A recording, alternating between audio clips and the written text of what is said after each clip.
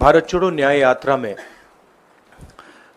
मणिपुर से हम महाराष्ट्र गए और रास्ते में हजारों युवाओं ने कंप्लेन की थी कि हिंदुस्तान में नॉन स्टॉप पेपर लीक होते हैं।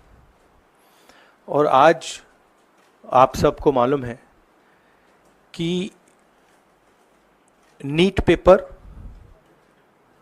एंड यूजीसी एनईटी के जो पेपर्स हैं वो लीक हुए हैं और एक कैंसिल भी हुआ है। कहा जा रहा था कि नरेंद्र मोदी जी ने यूक्रेन की लड़ाई रोक दी थी। मतलब एक ऑर्डर देके जो रूस और यूक्रेन के बीच में लड़ाई चल रही थी उसको रोक दिया था, ब्रेक लगा दी थी। इजराइल और गाजा के बीच में जो लड़ाई चल रही थी उसको भी नरेंद्र मोदी जी ने रोक दिया था।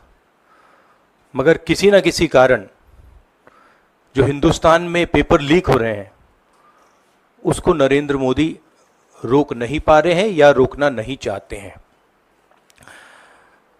नुकसान स्टूडेंट्स का होता है। जो हिंदुस्तान के स्टूडेंट्स हैं, मैं जानता हूं कि आप इन एग्जाम्स के लिए महीनों सालों काम करते हो। ये आपका फ्यूचर है और आपके फ्यूचर से खिलवाड़ किया जा रहा है। मध्य प्रदेश में व्यापम हुआ और अब उस व्यापम को नरेंद्र मोदी जी और उनकी सरकार पूरे देश में फैलाने का काम कर रही है। मैं इंस्टीट्यूशनल कैप्चर की बात करता हूं, मीडिया की बात करी, अलग अलग हिंदुस्तान के जो संस्थाएं हैं उनकी बात की। यही एजुकेशन इंस्टीट्यूशंस में हो रहा है। पेपर लीक का कारण है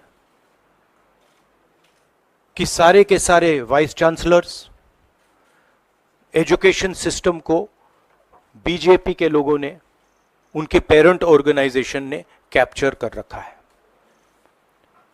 जब तक ये कैप्चर रिवर्स नहीं किया जाएगा तब तक पेपर लीक चलता जाएगा।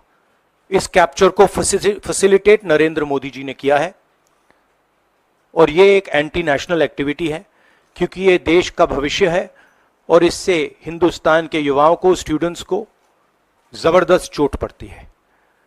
इंक्वायरी चल रही है, एक को आपने कैंसिल कर दिया है, अब पता नहीं दूसरे को कैंसिल किया जाएगा या नहीं किया जाएगा। बट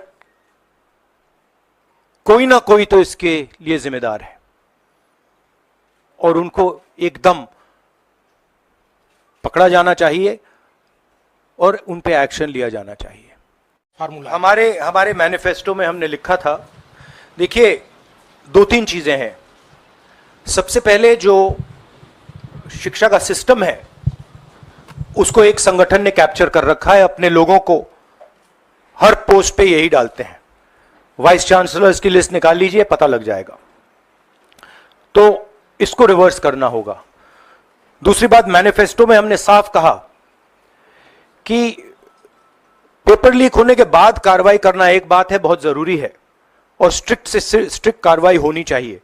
मगर हमने यह भी कहा था कि पेपर लीक होने से पहले जो सिस्टम्स हैं, जो यूनिवर्सिटी के एग्जाम्स के रूल्स हैं, सिस्टम्स हैं, इनको फिर से असेस करना पड़ेगा, इनको स्टडी कर कर रीडिजाइन करना पड़ेगा। ये दोनों काम हमने अपने मैनिफेस्टो में साफ लिखे हैं और विपक्ष दबाव डालकर ये दो काम सरकार से करवाने की कोशिश करेगा। छात्रों का नहीं, सख्त कानून आफ्टर द फैक्ट है, वो होना चाहिए। मगर अगर आप मेरिट के बेसिस पर लोगों को नहीं जॉब देंगे, अगर आप आइडियोलॉजिकल लोगों को वाइस चांसलर बनाएंगे, इनकेपेबल लोगों को वाइस चांसलर बनाएंगे, एग्जाम्स के जो स्ट्रक्चर्स हैं, एग्जाम लेने के स्ट्रक्चर्स हैं, उनमें आप आइडियोलॉजिकल लोगों को डालेंगे तो ये काम होगा। ये इसका सबसे बड़ा कारण BJP and its parent organisation ने जो कैप्चर किया है ये है।